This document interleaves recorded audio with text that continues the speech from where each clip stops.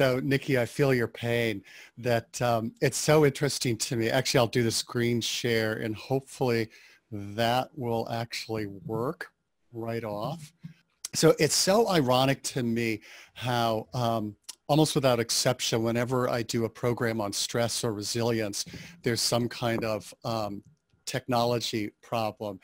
In fact, one of my most bizarre experiences as a speaker happened when I was doing a talk on trauma and ended up traumatizing myself. I want to start off, I wasn't going to start off with this, I was going to share it later, but it's a good example. I know you're having a storytelling program coming up, was that next week? But it's we're going to talk about how to use stories to shift people more resilient into a more empowered, resilient state. And one of the situations when you're working with somebody that you want to shift them out of disempowered is if they're feeling either embarrassed by, let's say, an interview that went wrong, they got rejected, etc. It's like, how do you shift them out of that state? And so one of the ways of doing that is sharing a story that they might be able to relate to. And so the most bizarre speaking experience that I ever had was, it was the first time I was ever invited to do a keynote at a conference. And I had done a bunch of concurrence up to that point, but never a keynote. And I ended up making it into a much bigger deal than it needed to be. Again, like clients, let's say, going for a job interview and they make it into this is the make or break job interview. And so stressing myself out over this keynote, between that and the fact that I spent 14 hours in the air next to Typhoid Mary. So all the way from LAX to Sydney, Australia, having her coughing and sneezing on me. By the time I arrived in Australia, I had her cold. And the situation was, I sounded like this. It's like really stuffy nose, but I didn't want to take any medication because the last time I'd taken cold medication in doing a seminar, I said, it's really important to remember. And then there's like nothing, the hard drive crashed. And so I didn't want to have that happen. So I didn't do the medication.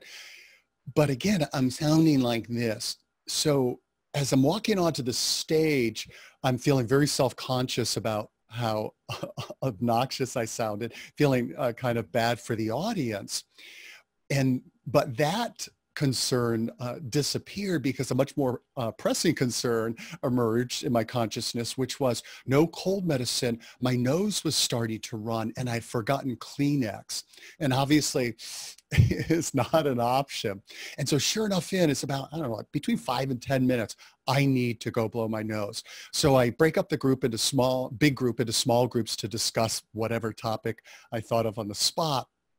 Ran out into the conference center, found a restroom, blew my nose, blew my nose, blew my nose, blew my nose, stuffed my pockets with Kleenex and walked back in. And like, now I'm ready to go. I feel good. I've got my Kleenex as a backup. But I wouldn't have been so ready and excited to go back into the hall if I had realized the whole time I was blowing my nose, my wireless mic was on. And so as I walk in, I get this like major round of applause. And I think they're just being Aussies who have just a really droll sense of humor. And then somebody shouts like, hey, did you know your mic was on? And of course, you can imagine what went through my mind. Fortunately, I just blew my nose, so it's all good. But it was wild because a couple weeks later in the mail is back in the day of cassette tapes, a cassette of the talk. And so I fast forward it to that part to see, like, did it really sound that bad? And it sounded like this flock of like monster geese, like, ugh, ugh, ugh, that never ended. So that's just one of many tech issues I've had over the years whenever it's a stress-related talk.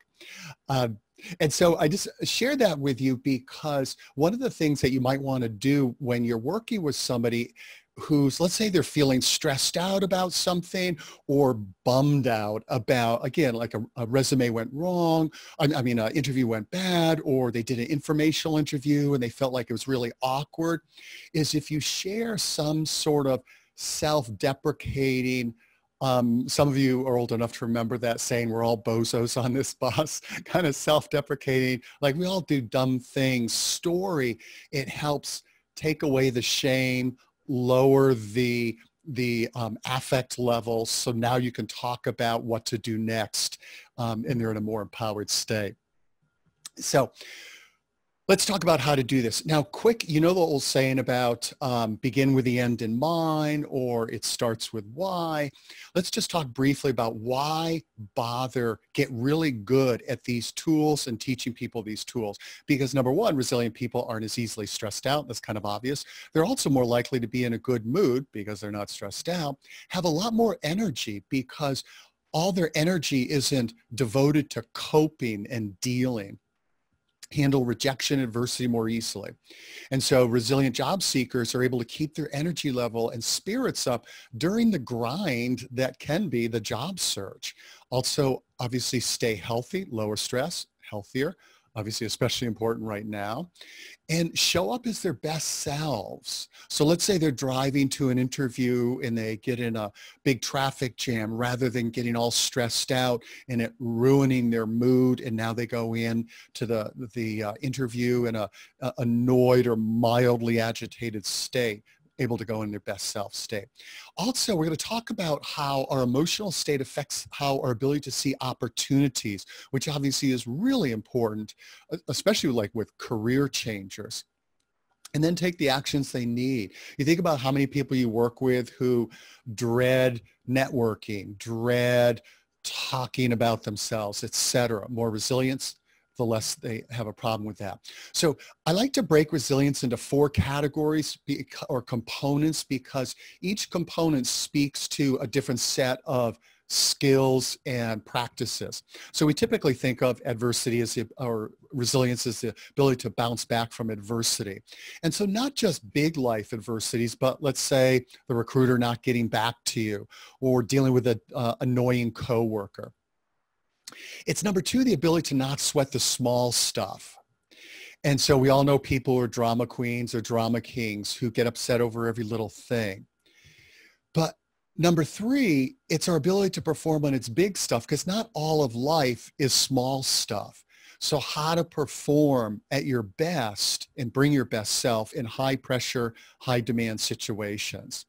And so let's say on the job, being able to do work that's really emotionally demanding and be just as compassionate and kindly at the end of the day as in the beginning of the day. It's also flexibility. So our ability to respond flexibly to changes as well as rapidly. And this is what I think of as being different, the difference between just being sturdy and stoic and being resilient. Like stoic is being sort of like a river barge or a tugboat. It's hard to tip over. But in today's world, you have to be a whitewater kayak, durable and obviously able to paddle the rapids of life. The analogy that I like to use as a surfer is resilience is like big wave surfing. And so this big wave surfer, his experience of this, obviously there's some fear, but also he experiences is exciting and challenging. And so what he experiences as exciting and challenging, for somebody with my skill level, that would be terrifying and then an end of life experience. And when I'm speaking to people outside of New England, I share with them that this is living the dream of surfing in Maine, since many of you know that waves are best in winter, which is unfortunate. And so I think of it as resilience is like big wave surfing, because the more resilient we are, the more facing change, challenge, and uncertainty is invigorating, kind of like a bring it on attitude, as opposed to feeling daunted or frightened or terrified or overwhelmed. Okay. So here's what we'll cover. We already did 4 components of resilience. Where this comes from: leveraging the mind-body connection. The number 1 practice, and this is super cool, the number 1 practice for boosting resilience: cultivating a change-friendly mindset. And we'll just touch on this. And I'm going to put together a handout that Nikki will send you that has a lot more material than we will cover today, as well as some follow-up videos that have been recorded if you want to go deeper into this, or you're obviously welcome to share them with your clients. And then what elite athletes know about balancing challenge with recovery, and that'll be in the handout. And that the understanding the importance of recovery, I think, is especially important in this pandemic world that we're living in.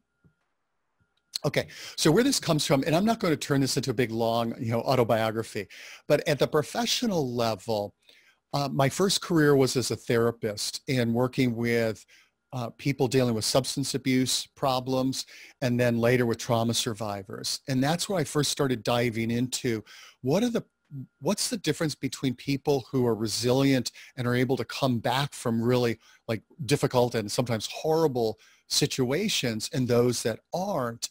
And then what are the practices that cultivate resilience? I also dove into the psychobiology, the neuroscience, the cognitive neuroscience, and a whole range of other scientific disciplines to try to make sense out of what happens at the physical level around resilience. I also, during the latter part of that career, was really involved in the mind-body medicine field, practicing and teaching hypnosis and hypnotherapy and therapeutic storytelling. And I tell you, being in the mind-body medicine field really makes you a believer in understanding the importance of how our thoughts affect our body, and then also how our body affects our emotional state. But more importantly, what really got me interested in this field, actually, I'm going to save this story for later. Let's move on. So let's go on to leveraging the mind-body connection. And so this, again, comes from the background of mind-body communication. So one of the things that I've noticed over the years is people, most of the time, when they talk about the mind-body connection, they talk about how the mind affects the body, how our thoughts stress us out, how that affects our physical well-being, etc. There's not nearly enough appreciation of how the body affects the mind. Let me give you an example of that. So those of you who've done any business travel, you can relate to this experience. So this is a Mr. Stock photo representation of me slogging through a concourse. And although this has happened multiple times, I remember the first time this happened, it was in the Cincinnati airport. So I'm slogging down the airport. It's the end of a multi-day business trip. And between like lack of sleep, not eating as healthfully as I would at home, breathing in airport and airplane and hotel air, I was just wiped out. And as I'm slogging along and just feeling all wiped out and sort of, I think of all the things that I have to do. You know that feeling when you're tired, it's the end of the week, whatever, and you're thinking about all the deadlines, the projects, it's just really daunting. So that's what I'm feeling. And so I'm slogging along, and then suddenly, hallelujah, hallelujah, hallelujah, hallelujah. So what to my wondering eyes did appear? And so I zoom over to the Starbucks off to my right and buy a venti iced mocha latte. That was back in the day when I would drink those 4 shots of espresso. So we're talking serious airplane fuel. And it's so wild because within less than a minute, I go from like, just like feeling really beleaguered and overwhelmed, all this I have to do, to suddenly I'm like this. And it's like, hey, that project I've got, I could do bam, bam, bam. This thing over here, no problem. Talk with him, not an issue. And it's interesting because you know what it's like if you drink a lot of coffee at one sitting, what happens.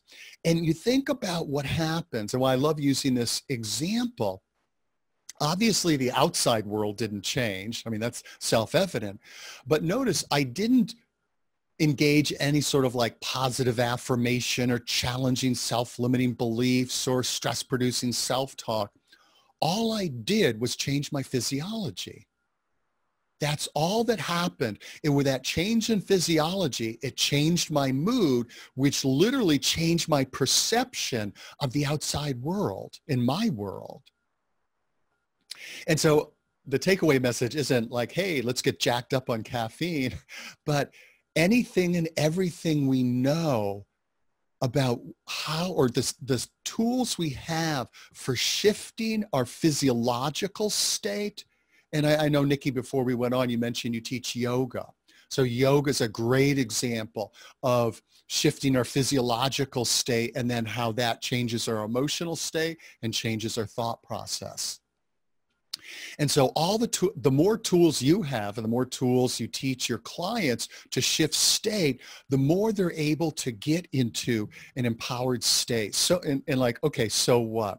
Well, this is from the world of mind-body communication and trauma, Dr. Stephen Porges. Our nervous system needs to be in a specific physiological state to promote bold ideas, creativity, and positive social behavior. And so you think about it, that if, let's say a client of yours is feeling scared and demoralized, and there's an associated physiological state to every emotional state. So when they're in that state, are they able to have bold ideas of what's possible for them? Are they able to think creatively about new ways of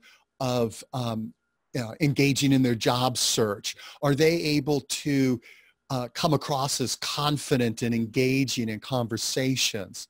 Probably not. So the importance of state can't be overstated. I love this quote from, I'm just gonna, whoops, get back here. Just get these out of the way so I can read it. From Tony Robbins, it's not the lack of resources, it's your lack of resourcefulness that stops you. But here's the thing, when you think about it, it's pretty hard to be resourceful if you're feeling overwhelmed. It's pretty hard to feel resourceful if you're feeling small and hopeless. And so knowing how to shift state and helping our clients do that helps them become more resourceful. And drawing from the world of elite athletes, especially elite extreme athletes, they know that state determines performance. So how do you do that? How do you help shift somebody from afraid, beleaguered, disempowered to a bring it on, I can do this state? So, whoops, this is weird. Huh, okay, I'll go with that. So here's what I want to ask you to do. Huh, that's really strange. Okay. If you can go to YouTube right now and put in, oh, I see. Okay, I was hiding this. I'm gonna, actually, I'll put in the link into the chat. Okay. Okay, so I'm gonna send this to everyone. Okay. Okay, so here's what I want to ask you to do. So, whoops, I'm going to send it. Okay. All right. So I'm going to ask you in a moment to click that link and play that video, the song Brave by Sarah Bareilles. Okay. And I can see by some expressions that some of you know that song. It's awesome. And here's what I encourage you to do. I mean, you can do whatever you want, but if you want to get the full benefit of it, here's what I encourage you to do. If you're alone, to go ahead and get up, at the very least, stand up and do what Amy Cuddy would call a Wonder Woman pose, a power stance. Legs wide apart, hands on hips. Even better, dance to it, okay? turn off your, video, obviously, um, and just enjoy it. But at the same time, if you want, in the background, as you're feeling the music and hopefully you're moving, to just be thinking about like, what would I do? Like, what would totally brave me do? Like, what are things like when I'm just rocking the bravery and the courage I could do? Okay.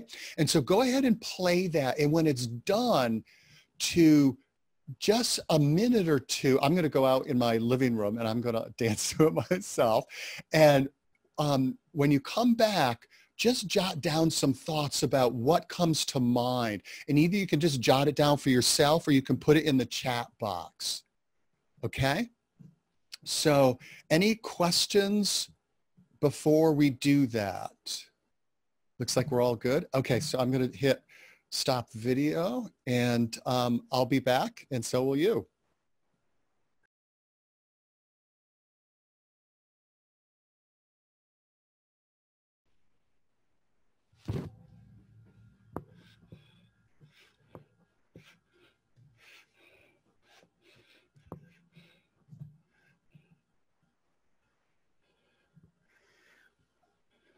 All right, thanks Sheila for starting us off. And so other folks, thanks Michelle, cool. And so one of the most like fun and effective ways of helping client, like doing it for ourselves, helping clients shift into a more empowered state is movement and music. And so one of the things I do, again, being such a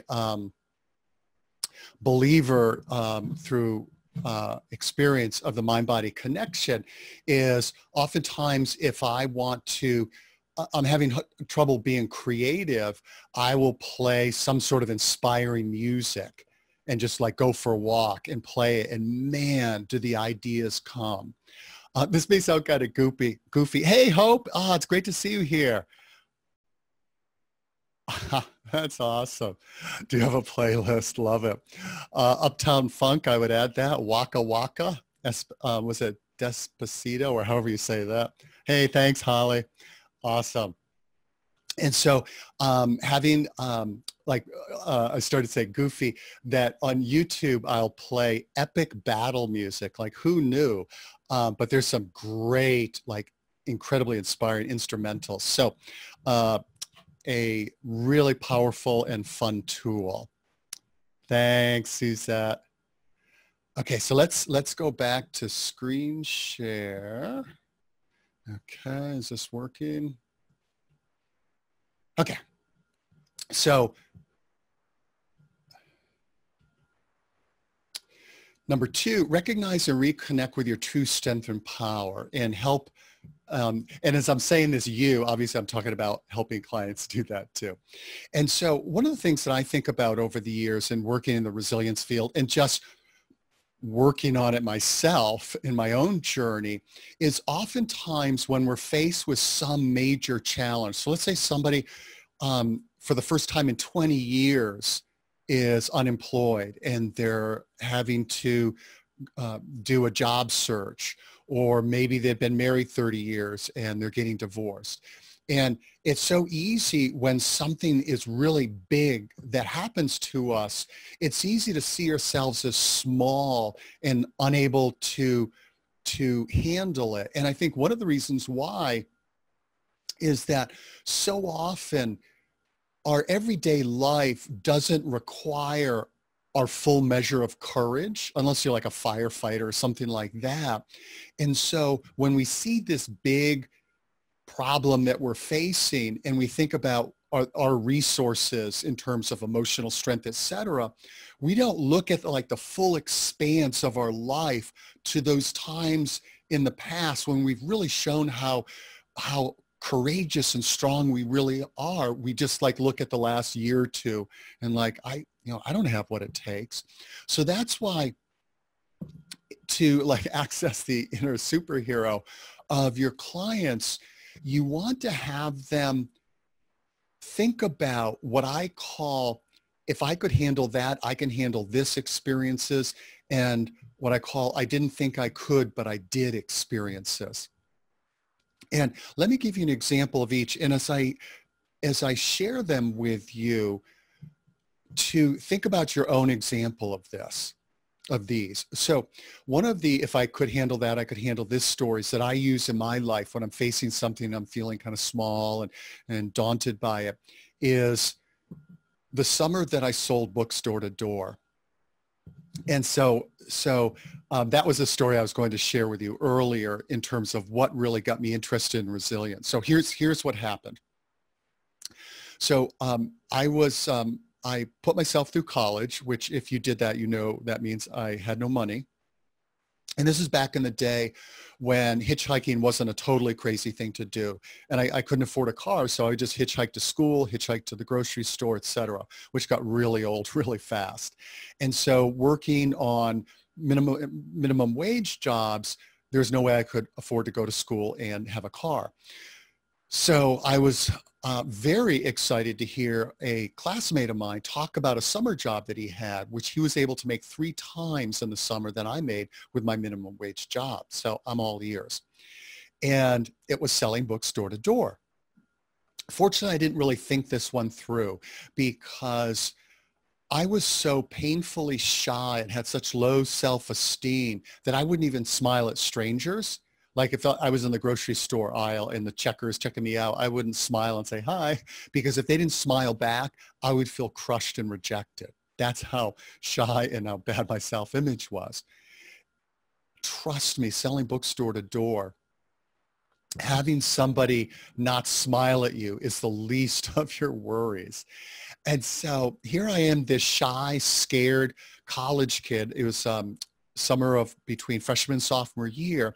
I grew up in Connecticut, and a rural part of Connecticut, and we get sent out to Fort Wayne, Indiana. And I end up, well, actually, I'll tell you this part. We promised we would start selling books bright and early Monday morning, and we rolled into town in a Ford Maverick. Some of you remember that fine vehicle. And we had promised we'd start selling Monday morning, and so we had a day and a half to find a place to live.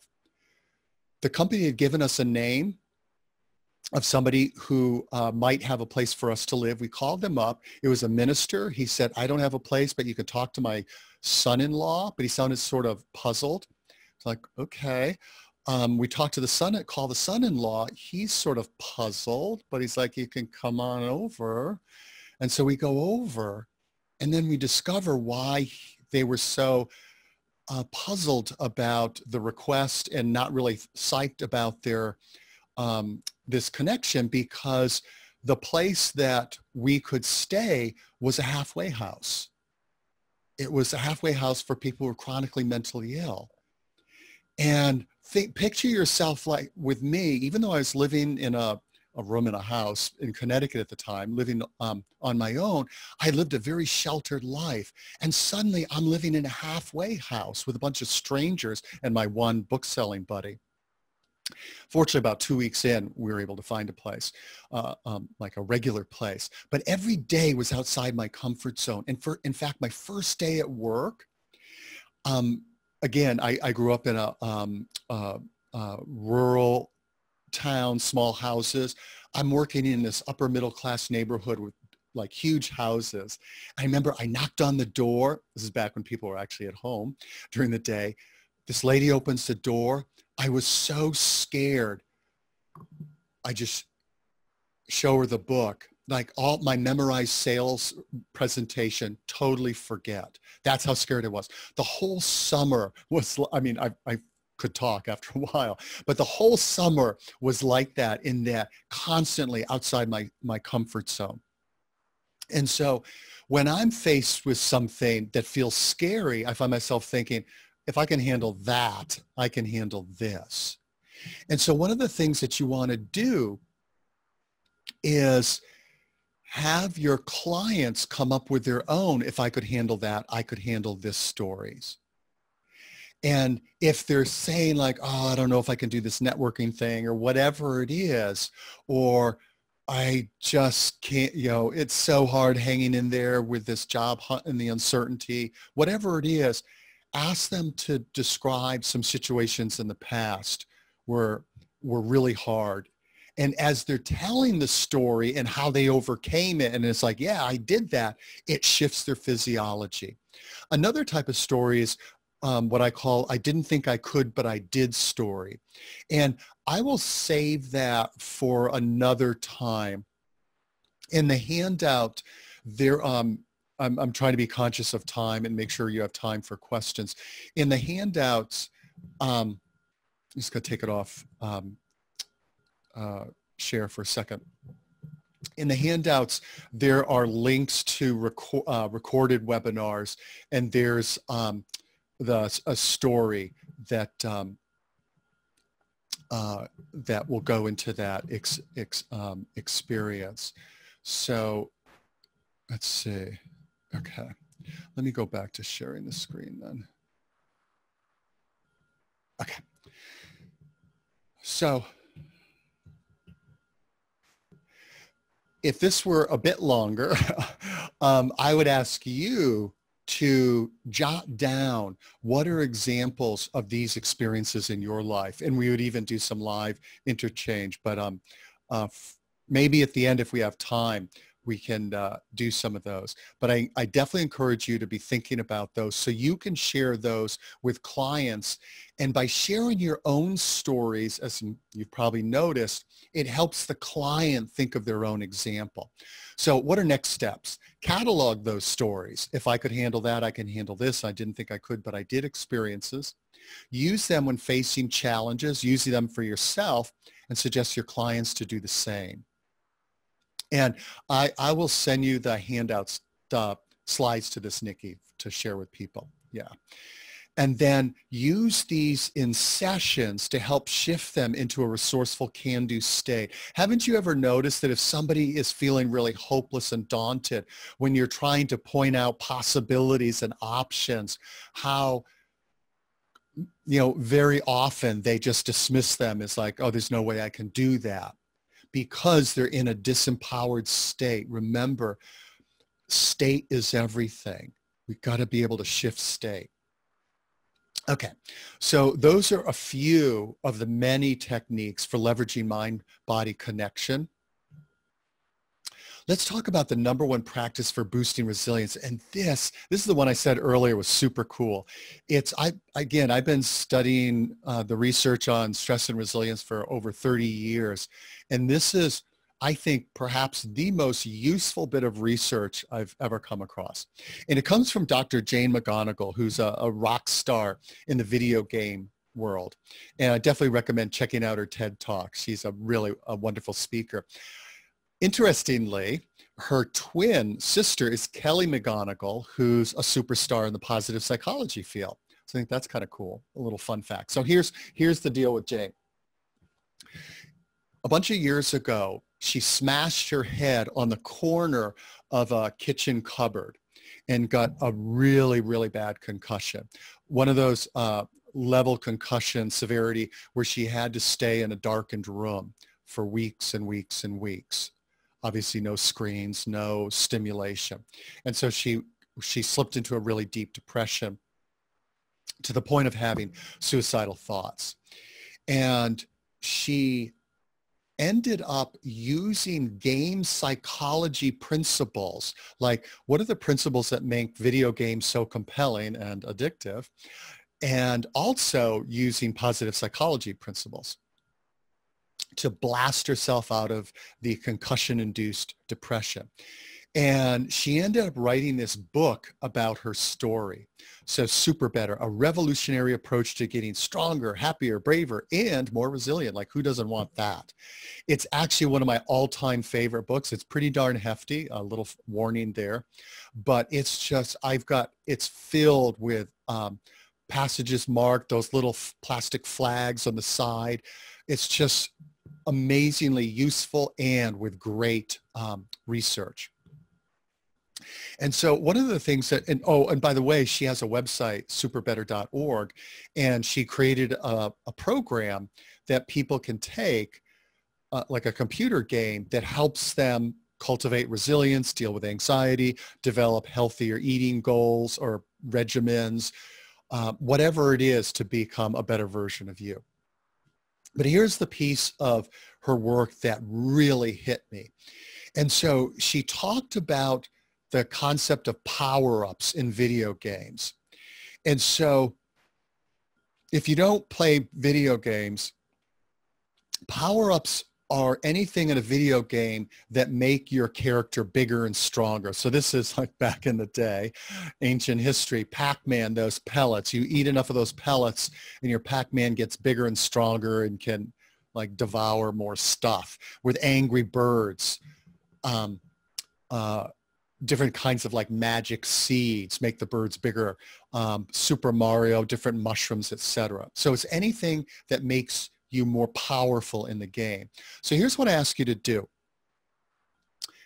And you can go ahead and answer this in the chat if you would like. Please finish these sentences. I feel most alive and happy when. Just like put maybe one thing in.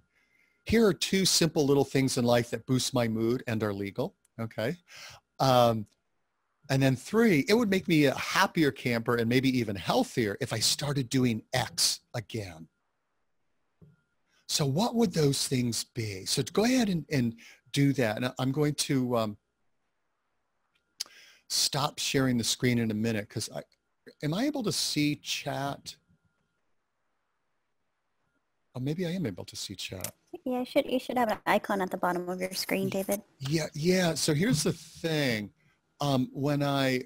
It's actually at the top because I'm sharing the screen. When I hit chat, it doesn't give me the option. Let me try this, Alt-H. Yeah, still not doing it. Oh well. Can you read off some stuff? I can read off some. Yeah. Let's see. We are having, let's see, scuba diving, hiking. I'm on a boat on the ocean. When I'm outside, when I'm in nature. I'd be better if I meditated every day. Spending more time with my family. I'm sailing, being outdoors and with good friends. Awesome. Okay, great. Thank you. Yeah, sweet. Thank you. So everything that you jotted down, those are power-ups for you.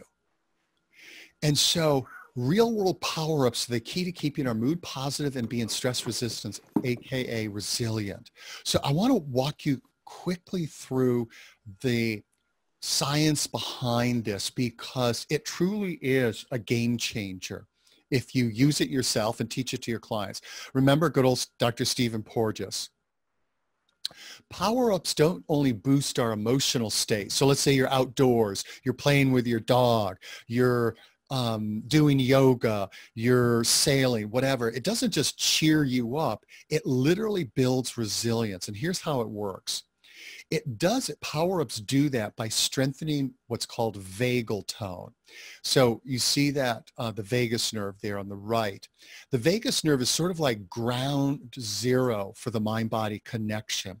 It plays a huge role in how what's going on in the mind affects the body and how what's going on in the body affects the mind. So you see that 8 habits that stimulate your vagus nerve and keep you calm, cool, and collected. A strong vagal tone is the neurobiology of grace under pressure. The stronger the vagal tone, the greater the resilience. And what really surprised me in, coming from a trauma background is when I was reading the research in Jane McGonigal's book, Super Better, and she said what they found when they said scientists were examining what's the #1 factor impacting how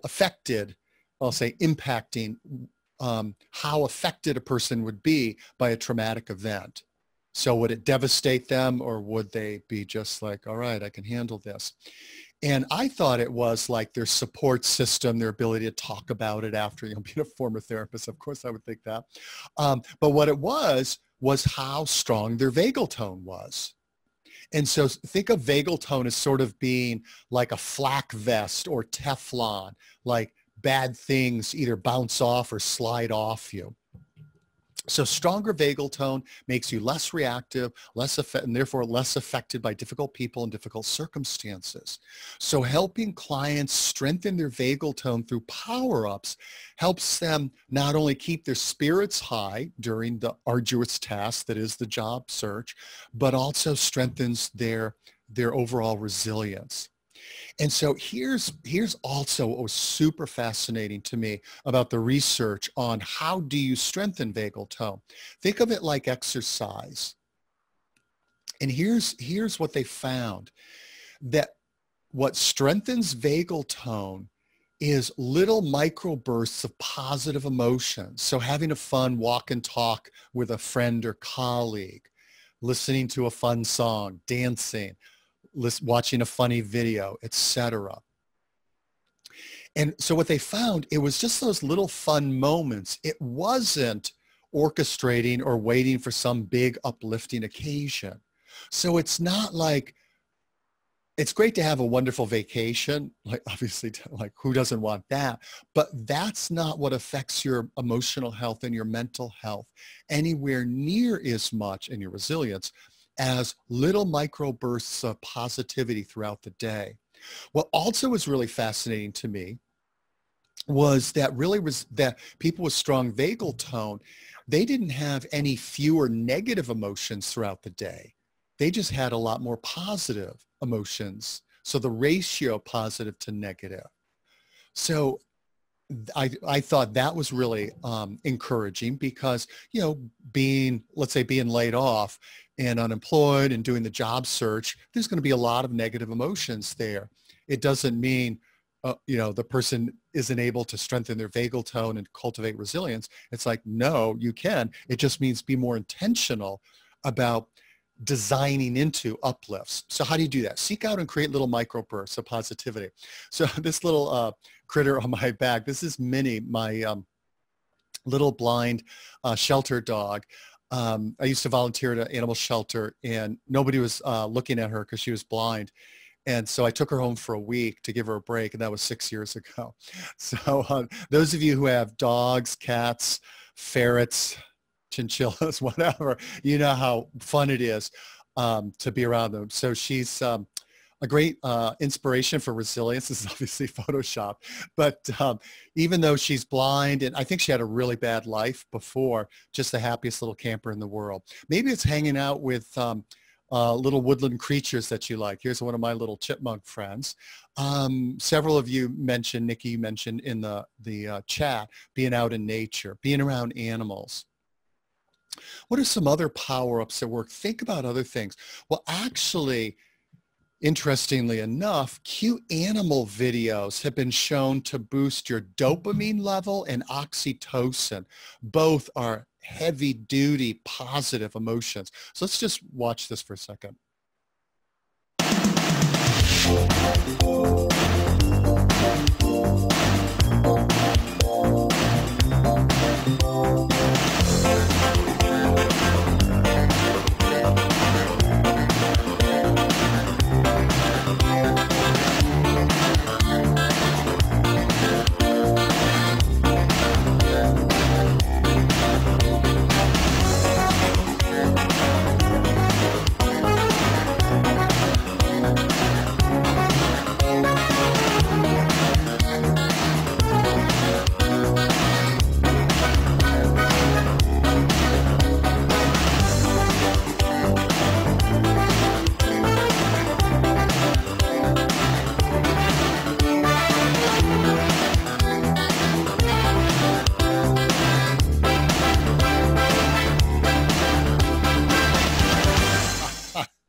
Isn't that awesome? It's funny. I just did a in-house program on resilience last week, and this guy goes, "Is that your house?" I'm like, no, even though I love animals, I do not have an otter on the dining room table. So yeah, so if you're back at work and not remote working, and your boss catches you watching cat videos or whatever, you can just tell them you're boosting your vagal tone. Okay, so other power-ups, fun conversation with friends, feeling gratitude. If you do a gratitude practice And actually, here's a suggestion I have. What about if you commit to yourself to send one text, voicemail, or email to somebody today that you feel grateful for? Brighten somebody's day by expressing gratitude. And one of the most powerful power-ups, I believe, is what I call spreading goodwill. So this morning, I just emailed somebody I had a conversation with somebody who said some really nice things about this other person. And so I just quickly emailed that guy to tell him what this other person had said about him. So one of the best ways of boosting our own spirits is spreading goodwill. So expressing gratitude or sharing compliments that we've heard other people give. So giving sincere compliment or just seeing somebody. I wrote an article a while back on how hungry people are to be seen. And if you want, you could just email me or go to my articles in LinkedIn and you can find it. But I believe it's one of the biggest gifts we can give people is let them know, I see your awesomeness. I get you. If you're part of a team, super great power-ups to boost morale of the team is making it a regular part of the team, sharing wins, sources of joy and gratitude. And actually Hope earlier, I noticed Hope was on the line that I know. And I know it's been a while, Hope, that we've talked. And if you want to put it in the chat, I can't see the chat. But if you want to put in the chat, if you're still doing that, that Hope's team at Goodwill, they would start meetings with one good thing. And each person would share something that happened to them, whether it's personally or professionally, that was awesome. And that's a great way to boost the spirits. Watching inspiring video, inspiring music, fun music, inspiring movies. Like if you never saw The Pursuit of Happiness starring Will Smith, definitely recommend that. It's based on a true story. I don't know about you, but if you enjoy learning, I find learning something new really boosts my spirits. And then moving. So closing out that, real world power-ups boost our mood and are the #1 key to being resilient. So what do? Identify power-ups that work for you, ask others about theirs and try them out. So I really encourage you to ask friends, like, what do you do that really boosts your mood? And try out different ones, implement them throughout the day and teach this to your clients. So here's what I want to do. Cultivating a change-friendly mindset. I want to end off with, we've got 15 minutes. I want to stop for a second to see if there are questions. Hey, Hope, awesome. Yes, you still do the one good thing. Don Wolf. Oh, cool. Thanks, James. Don Wall. Never heard of that. Are there any questions before we launch into this last part? No. So I'm going to go back to sharing screen, and Nikki, if you can just do a shout out, and just feel free to barge right in. Okay. Okay. I will. Thanks. Thanks. Okay. So I'm just going to touch on this because in the handout, I'll build on it. Okay, so cultivating a change-friendly mindset, I think of it as like building strength and flexibility in the physical world. So strength is, you see at the bottom, courage, ability to perform at your best when it's big stuff, flexibility, ability to respond resourcefully to change and uncertainty. Now I put these two individuals, the lady on the left is in her 80s, the gentleman on his right was early 60s doing a pistol squat. So great challenge of self-limiting beliefs. I love this by the novelist Dr. O. It's like driving a car at night to never see further than your headlights, but you can make the whole trip that way. And I love that. He was talking about what it's like to write a novel. It's like you just write something and then you can see the next step. You never know where it's going. And that's really what life is like.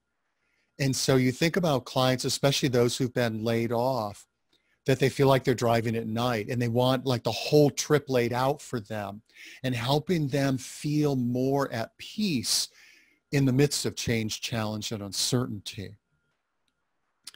And so one of the ways of doing that is repeating the mantra, discomfort is my friend. And I love that. And I heard that someplace, and I say that to myself now, because as you know, that all growth comes outside our comfort zone. So if we're uncomfortable, that means we're growing. Oh, and for those of you who are into yoga, I wrote an article called Learn to Love Your Wobble. And so I'll try to remember to put a link in the handouts. But if I forget, if you just Google Love Your Wobble, David Lee, it's something that happened in a yoga class related to this. But let me, I'm going to quickly share this story because it's something, your version of this, I encourage you to share with your clients. So one of my little rituals when I speak at an event, especially if it's like a big travel event, is I will search for Thai restaurants in whatever the city is. And, love Thai food. So this was more of a local gig, but it was, I was doing a keynote for a Thursday morning at the Samoset for this conference.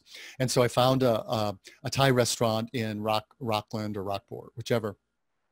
And I'm all set to have, I get there Wednesday to have my Thai dinner that night, go over my notes, etc. Well, a friend and colleague comes up to me about, let's say it was about 1 p.m. She says, hey, I'm going to invite a bunch of clients, and I'd love for you to come too, to be my guest at this amazing restaurant. And she talked about like, it doesn't take reservations. It doesn't have a telephone. It's just like this exclusive, you got to know people kind of place. And so it sounded really cool, but I'm an introvert. I mean, even though a lot of what I do is speak for a living, I'm not a schmoozer. If you're an introvert, you can relate to that. Like schmoozing and networking scene is not your cup of tea. So I'm thinking, I'd much rather spend the dinner alone, just nice, quiet in my comfort zone than trying to make conversation with a bunch of strangers. But then I'm thinking the only way you become more comfortable with that is if you do it. So step outside your comfort zone, deal with the discomfort, and just put your big boy pants on.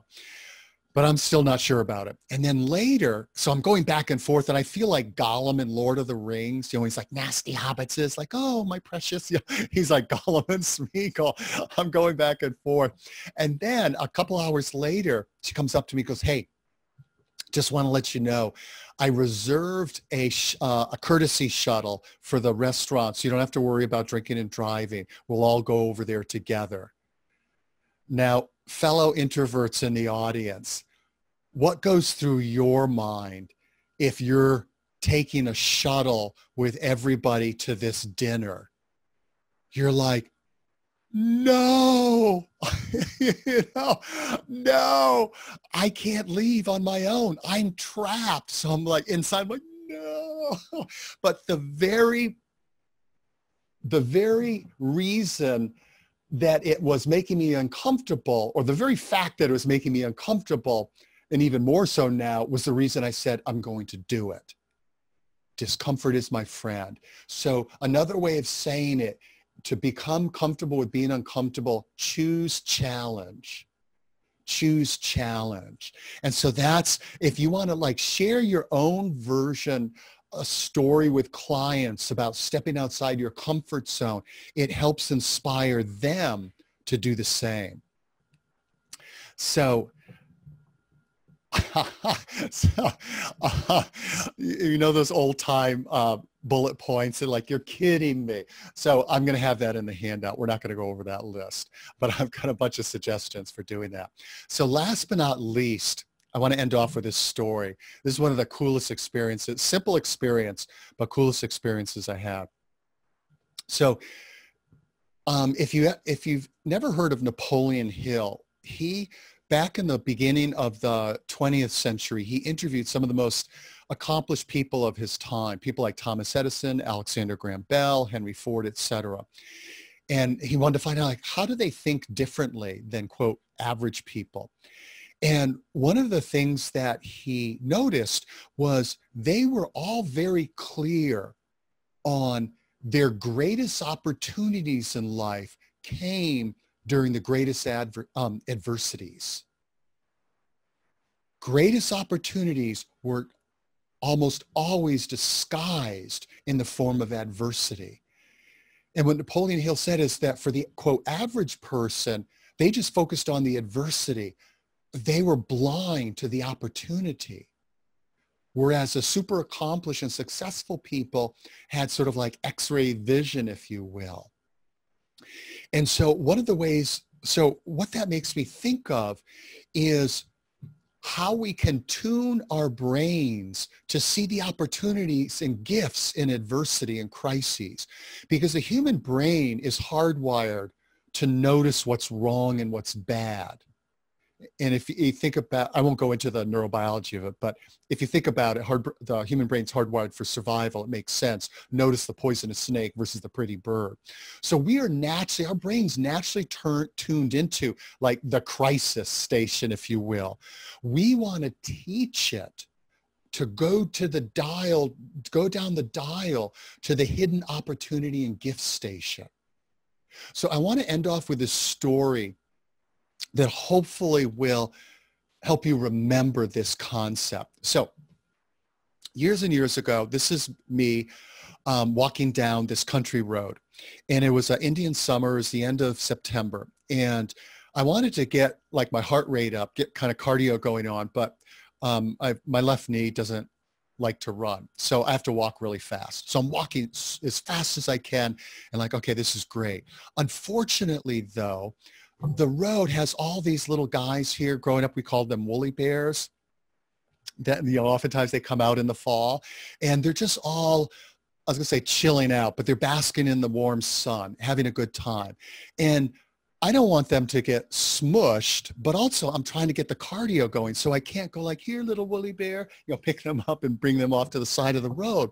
So what I do instead is I take off my tank top and I'm like, whoosh, whoosh, whoosh, whoosh, as I'm walking down the road like a big woolly bear windshield wiper. And so since I have practiced and taught storytelling for 30 years now, I'm always looking at like, how is something a teaching story? How is something a metaphor for life? And as I'm doing this, and it didn't dawn on me how weird that must have looked to people driving by. But as I'm thinking about this, like, what a perfect metaphor for life. So from my perspective, like the 30,000 foot perspective, I'm saving their lives. But the woolly bears, like on the ground perspective, it's a disaster. Like 1 minute, picture yourself as a woolly bear. 1 minute you're enjoying the warm sun. Next minute you're getting like flying off into the bushes. It was fun. I did this program yesterday at a company, and this guy goes, that kind of looks like a Cheeto. It's like, yeah, actually it does, doesn't it? Yeah. And so the rare banded Cheeto. So you put yourself in the Cheeto, in the woolly bear's position. Life is good, and then you're flying, and your whole world is turned upside down. Well, isn't that like how we are during crises, during adversity? We feel like our whole world is topsy-turvy. We feel picked on. It feels like a disaster. And so what we want to do, instead of get locked into the woolly bear perspective, is get to the higher perspective, the witness perspective, the 30,000 foot, and ask, what are the hidden gifts here? Now, back in the day, motivational speakers would say the Chinese character for crisis is the combination of the characters of danger and opportunity. Apparently that is not true, but it sounds good. But it is true. It's both danger and opportunity. And what we want to do to tune our brain is to ask ourselves, what is the gift or opportunity here? And that tunes our brain into that hidden opportunity and gift station.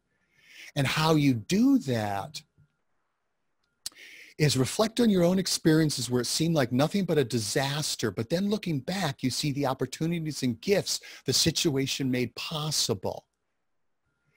And then using your own experience, from your own experience of it, like I was all woolly bear, back then, and like it's a disaster. And now I see the doors that open because of that. By drawing on your own experience in the present, you have in your own body the experience of knowing that something can feel like a disaster and nothing but it really, there are opportunities. And today, again, I've been practicing this stuff for years. Today, even when I'm really unhappy about what's happening, like this is not a good thing, I'm not happy about this, I can be really unhappy and tuned into, I know there's opportunity here. What is the opportunity? What are the gifts? And with practice, you can teach your clients to do that too. And so I will do this. This is the recap. I will send you the recap later. I encourage you to read the handout. If you want to go in deeper, there's some follow-up recordings you're welcome to share with your clients. Obviously, if you have questions, reach out, want to connect in on LinkedIn, can do that too. So I am happy to stay as long as you want, Nikki. If people have questions. So any questions before we wind up?